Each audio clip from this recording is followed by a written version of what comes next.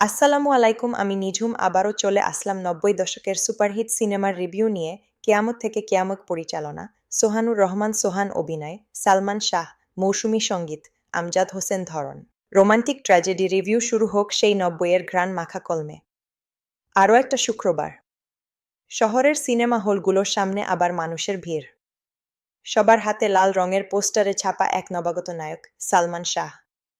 চোখে হালকা কাজল, হালকা হাসি, আর এমন এক কণ্ঠ যেন রবীন্দ্রনাথের কবিতা প্রেমে পড়েছে। কিয়ামত থেকে কিয়ামত কি নামটাই যেন একটা প্রতিশ্রুতি।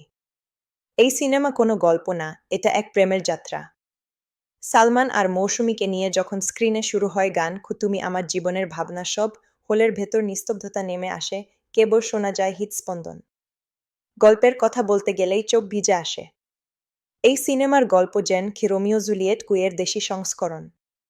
রাজা ও চন্দার প্রেম শুরু হয় হঠাৎ এক দেখায়। কিন্তু সমাজ, পরিবার আর ভুল বোঝাবুঝির পাহাড় পেরিয়ে প্রেম কোথায় যেন হারিয়ে